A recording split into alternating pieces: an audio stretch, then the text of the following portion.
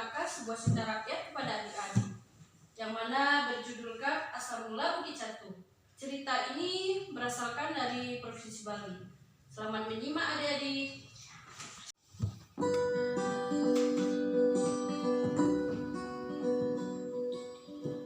Assalamualaikum adik-adik. Perkenalkan, nama kakak Supanumala. Kakak berasal dari Universitas Islam Negeri Imam Bonjol Padang. Pada kesempatan kali ini, kakak akan menceritakan sebuah cerita rakyat Nusantara yang berjudulkan Asal Mula Bukit Catu. Alkisah di pedalaman Pulau Bali, terdapat sebuah desa yang subur dan makmur.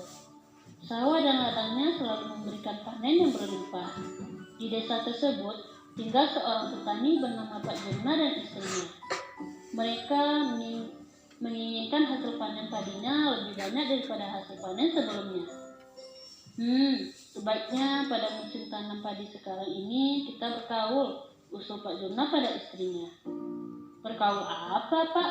Sahut Bu Jurna. Begini, jika hasil panen padi nanti meningkat, kita buat sebuah tumpeng nasi besar, ujar Pak Jurna penuh harap. Ibu Jurna setuju. Ternyata hasil panen padi Pak Jurna meningkat. Sesuai dengan kaul yang telah diucapkan, lantas Pak Jurna dan istrinya membuat sebuah tumpeng nasi besar. Selain itu, diadakan pesta makan dan minum. Namun, Pak Jurna dan istrinya belum puas dengan hasil panen yang mereka peroleh. Mereka ingin berkaul lagi di musim padi berikutnya. Sekarang kita berkaul lagi. Jika hasil panen padi nanti lebih meningkat, kita akan membuat 3 tumpeng nasi besar-besar, ujar Pak Jurna yang didukung istrinya.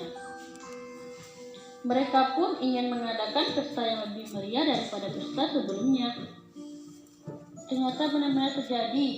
Hasil panen padi lebih meningkat lagi. Pak Jurna dan istrinya segera melaksanakan kaulnya.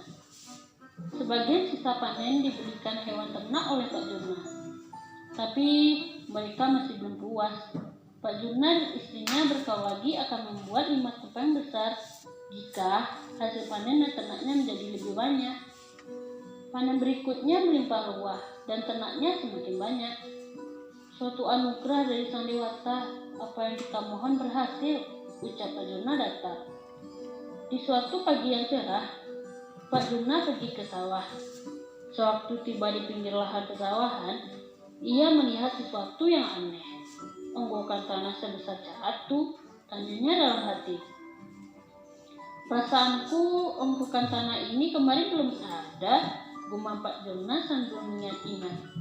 Catu adalah alat tenaga beras dan tempurung kelapa.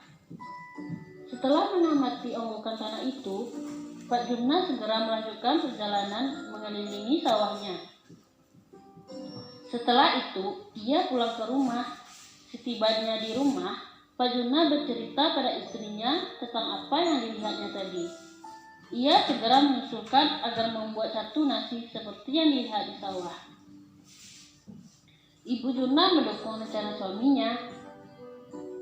Begini Pak, kita buat beberapa satu nasi. Dengan begitu, panen kita akan berlimpah ruah hingga dapat melebihi panen orang lain, usul Bu Jurna. Hasil panen berlimpah ruah, lumbung padi penuh. Para tetangga Pak Jurna takjub melihat hasil panen yang tiada bandingnya itu. Pak Jurna itu petani ulung, kata seorang lelaki setengah baya kepada teman-temannya. Bukan petani ulung, tetapi petani beruntung, timpal salah satu temannya sambil tersenyum. Pak Jurna dan istrinya membuat beberapa satu nasi. Pesta pura segera dilaksanakan sangat meriah. Beberapa satu nasi segera dibawa ke tempat sebuah catu yang berupa onggokan tanah berada. Namun, Pak Jurna sangat terkejut melihat catu tersebut bertambah besar. Baik, aku akan membuat satu nasi seperti catu tanah yang semakin besar ini, tekad Pak Jurna bernada sombong. Pak Jurna segera pulang ke rumah dan memerintahkan istrinya agar membuat sebuah satu nasi yang lebih besar. Sebuah satu nasi yang dimaksud telah siap dibawa ke sawah. Sambil bersenandung, dan diiringi gemesinnya air sawah, Pak Jurna membawa satu nasi besar. Namun setelah tiba di tempat, Pak Jurna terperanjat. Astaga, satu semakin besar dan tinggi. Baginya tak apalah, aku masih mempunyai simpanan beras yang dapat dibuat sebesar batu ini, ujar Pak Jurna tinggi hati. Begitulah yang terjadi. Setiap Pak Jurna membuat satu nasi lebih besar, onggokan tanah yang berupa satu bertambah besar dan semakin tinggi.